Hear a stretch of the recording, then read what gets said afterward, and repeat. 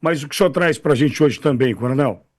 Não, na verdade, os temas estão interligados, Pitoli. O que eu gostaria de dizer para a nossa audiência hoje, na sexta-feira, voltando aí do meu período de descanso que você me concedeu, que eu te agradeço muito dessa semana, eu vou te dizer o seguinte: qual foi a percepção que eu tive esta semana? Não só por causa dessa questão aí do Flávio, que para registrar a candidatura teve esse percalço, esse tropeço ali, mas que já foi equacionado. Não.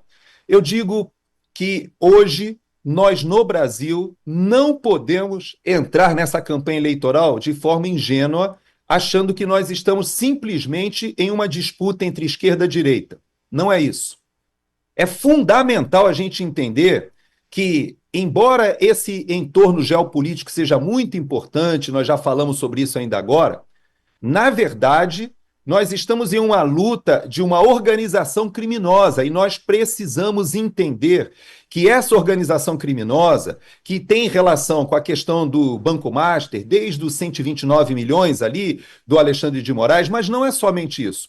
O Alexandre de Moraes, ele é um testa de ferro de um grupo e que vem cometendo crimes de responsabilidade que já ensejaram até um livro, um documento que foi entregue em Brasília com mais de 100 crimes de responsabilidade tipificados e entregues por um vereador que sai do seu estado, lá no Rio Grande do Sul, se eu não me engano, ele é Paraná ou Rio Grande do De Sul? Curitiba. Curitiba. Curitiba, isso, do Paraná. É excelente esse garoto. Eu torço para que ele venha deputado federal. Nem sei se ele está concorrendo, mas seria muito bom que ele pudesse fazer esse upgrade. Mas esse menino, esse garoto, ele vai a Brasília e entrega esse documento na forma de um livro em que nós sabemos que Alexandre de Moraes hoje é inadmissível que Alexandre de Moraes permaneça no Supremo Tribunal Federal. E quando eu falo de Alexandre de Moraes, eu sou muito claro de dizer o seguinte: não é eu não tenho nada pessoal, mas é impossível que ele seja o presidente do STF em 2017 por causa dos crimes que já foram cometidos. Porque não é só a questão do que o Tagliaferro mostrou, das ilegalidades, da forma como ele conduziu esses processos de perseguição política contra esses quase 2 mil brasileiros desde o 8 de janeiro. Não é só isso. É pior do que isso, porque antes mesmo nós já tínhamos a deterioração do Estado de Direito que vinha acontecendo e que agora nós temos recém-convertidos, agora como a Malu Gaspar, que eu vi essa semana, que dizendo que quando você avança sobre a fonte de um jornalista, você está indo contra a Constituição. Gente, o artigo 5º, que é uma cláusula pétrea da nossa Constituição, ele já foi rasgado pelo Supremo Tribunal Federal, em especial pelo ministro Alexandre de Moraes, por diversas vezes. Mas nós temos uma organização criminosa ali, encastelada no poder, que as investigações, seja do INSS ou do Banco Master, já chegaram na presidência da República, em ex-ministros, em pessoas próximas ao presidente. E, ao mesmo tempo, essa reunião, esse jantar que foi organizado pelo Alexandre de Moraes, unindo o presidente do Senado com o presidente da República, é a prova inconteste de que essa organização criminosa lutará com todas as armas possíveis, porque eles sabem que a eleição de Flávio Bolsonaro e a renovação de 2/3 do Senado significa que eles serão levados à prisão. Lula retorna à prisão, Alexandre de Moraes vai para a prisão, e não somente, Toffoli também vai para a prisão, porque tudo isso que está sendo investigado agora, eu sei que eu vi o Didi Red Pill falando sobre uma mensagem que o reverendo, né, que é ministro do Supremo Tribunal Federal, André Mendonça, falou numa igreja dizendo que Deus é soberano, que ele pode mudar o jogo, ele é capaz de fazer mudanças que esses poderosos não imaginam. É verdade. E digo mais, esse julgamento no STF, Pitoli, ele só acontecerá daqui a 1 ano, 2 anos, 3 anos. Você lembra do mensalão? Quanto tempo demorou? Foram anos até a gente ter aquele julgamento em que a gente viu a demonstração da corrupção de como o PT agia lá no mensalão. A mesma coisa aconteceu na Lava Jato. Isso não acontece imediatamente, mas o André Mendonça sabe que um julgamento que fosse feito agora, com essa configuração do STF, ele simplesmente seria atropelado.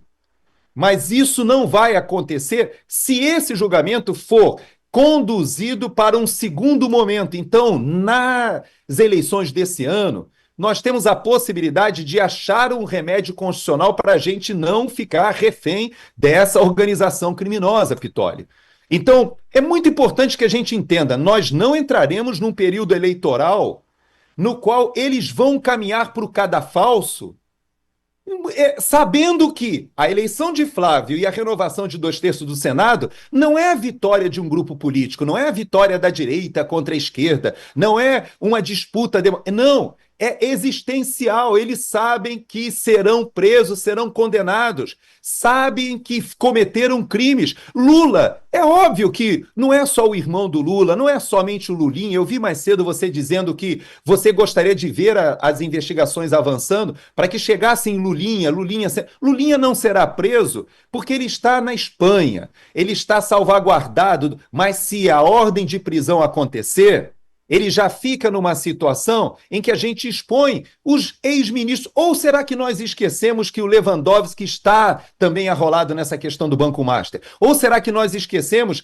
que temos ex-ministros que estavam lá atrás na Lava Jato e que novamente estão arrolados agora nessa... e que tinham seus codinomes lá da Odebrecht e que agora estão novamente arrolados?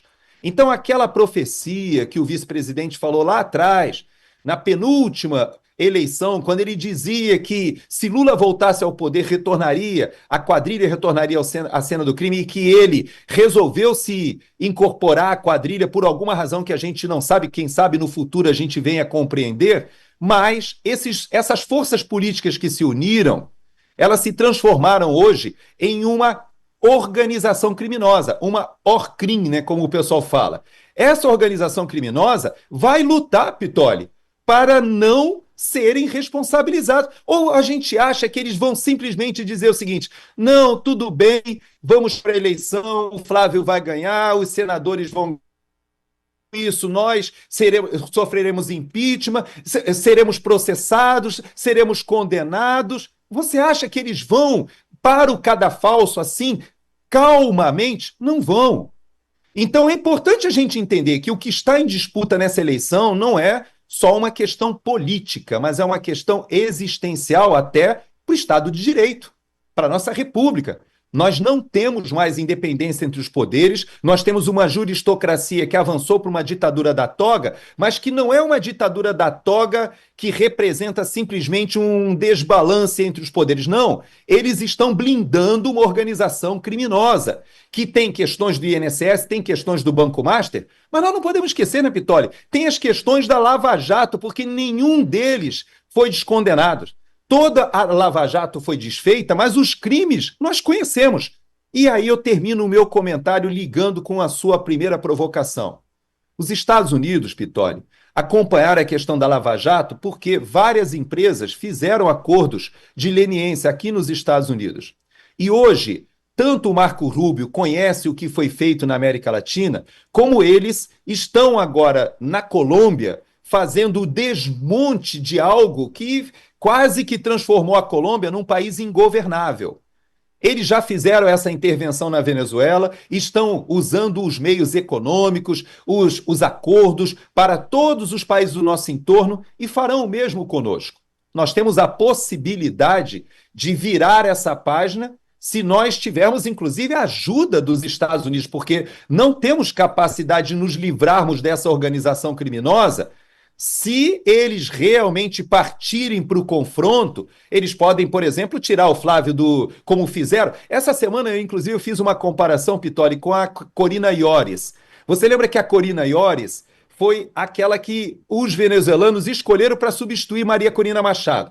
Eles fizeram com a Maria Corina Machado o que fizeram com o presidente Bolsonaro. Tiraram ela do pleito. Ela que era a principal. Aí o que o pessoal lá fez? Eles se reuniram e colocaram a Corina Yoris, que era uma mulher muito inteligente, uma intelectual. E sabe o que aconteceu? No último dia do registro da Corina Yoris, eles disseram que teve um problema técnico lá no sistema e não conseguiram registrar a Corina Yoris e tiraram. Eu lembrei com essa questão do Flávio, dizendo, se não tivesse ali no Tribunal Superior Eleitoral, né? Não estivéssemos ali, talvez, os 2 ministros que foram indicados pelo presidente Bolsonaro, era capaz de ter funcionado. Tirava o Flávio e aí? e a gente ia ficar chorando, esperneando e dizer, foi isso aí, houve o erro e agora? Mas, graças a Deus, isso foi resolvido, mas não vai ficar barato. Isso que a gente viu do Alexandre de Moraes fazer no Maranhão, para trabalhar em prol do STF Futebol Clube, né, como o Flávio Dino ele denominou, né, o que ele chega, esse momento em que Flávio Dino, Alexandre de Moraes, Gilmar Mendes e Zanin, eu coloco o Zanin, embora eu faça uma ressalva, viu, Pitoli? Eu, se fosse o Zanin, eu sei que ele foi naquela reunião na casa do Alexandre de Moraes, mas eu, se fosse o Zanin, eu falaria o seguinte, olha, eu fui lá só como advogado do Lula, não fui como ministro do STF não, tá bom? Eu quero ficar aqui como ministro do STF mais uns 20 anos.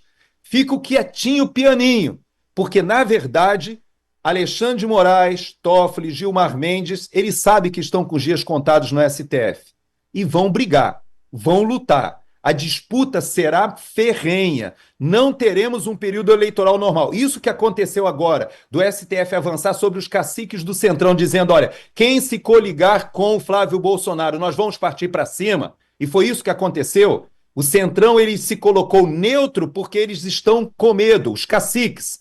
Mas nós temos gente boa, viu, Pitoli? Muita gente boa nessa disputa. E eu tenho a expectativa, a esperança de que a gente consiga sair pelo caminho institucional. E eu deixo esse alerta para as elites militares, elites financeiras, econômicas, empresariais, políticas. Se nós não utilizarmos essa saída, esse remédio constitucional para resolvermos essa crise, nós cairemos em uma situação de um eventual governo Lula que nos jogará numa crise sem precedentes. E eu pergunto, interessa ao país? É isso que a gente quer? E não é só por causa dos Estados Unidos, não. É por tudo. Você citou o Paraguai ainda agora, eu vi o crescimento do Paraguai esse ano em 2026, foi tão estrondoso que eu acho até que eles estão torcendo pelo Lula, viu? Eu acho que lá até o governo da direita deve estar dizendo assim, poxa, tomara que o Lula ganhe, porque se continuar vindo todo esse investimento para cá, todos esses empresários para cá, filas de brasileiros querendo ir para o Paraguai, quem poderia imaginar o Paraguai? O Paraguai hoje está se transformando em um porto seguro para vários brasileiros. Esse fenômeno que está acontecendo no Brasil aconteceu na Venezuela. Os ricos saíram primeiro, tiraram o dinheiro, depois a classe média saiu e o povão que ficou sofrendo lá depois é o povão que vai sofrer por um eventual quarto governo Lula. Eu não acredito que vai acontecer, viu, Pitoli? Eu quero crer que as nossas elites e até o mainstream jornalístico já percebeu que seria completamente suicídio para o Estado de Direito, para a República Federativa do Brasil, a organização criminosa se manter ali junto à cena do crime. Pitoli. Coronel, só para registrar, o nome do vereador de Curitiba do dossiê Moraes é Rodrigo Marcial, ele é do Novo e é candidato a deputado estadual, então para a Assembleia Legislativa do Estado do Paraná. Coronel, muitíssimo obrigado pela chance que o senhor nos deu de ouvi-lo novamente numa sexta-feira, que era para ser de folga, né? É para ser uma semana de folga, mas imagina a ansiedade. Beijão na Daia, mais uma vez. Felicidades para vocês, viu, Coronel? Obrigado, Pitoli. Obrigado à audiência. E eu vou estar daqui a pouco com o Serrão. Eu vou matar a saudade. Falei para ele que eu estava com saudade do programa. Ele falou que eu entro no programa, saio um pouquinho mais cedo, que eu vou viajar, vou para casa. Eu coloquei esse fundo aqui da Auriverde para dar uma disfarçada, mas na verdade eu estou aqui na minha mãe e volto para casa hoje de tarde. Obrigadão, Pitoli. Um abraço à nossa audiência. Beijão na tua mãe, Coronel. Obrigado. Enquanto você está assistindo esse vídeo, milhares de brasileiros patriotas estão conosco em nossas transmissões ao vivo. De manhã, das 8 da manhã até a 1 da tarde, tem Jornal da Auriverde Brasil. Para fechar o dia, tem o Primeira Página, das 5 da tarde até as 7 da noite. Notícia em tempo real, com análises especialmente feitas para você. Inscreva-se em nossos canais, @Auriverde Brasil.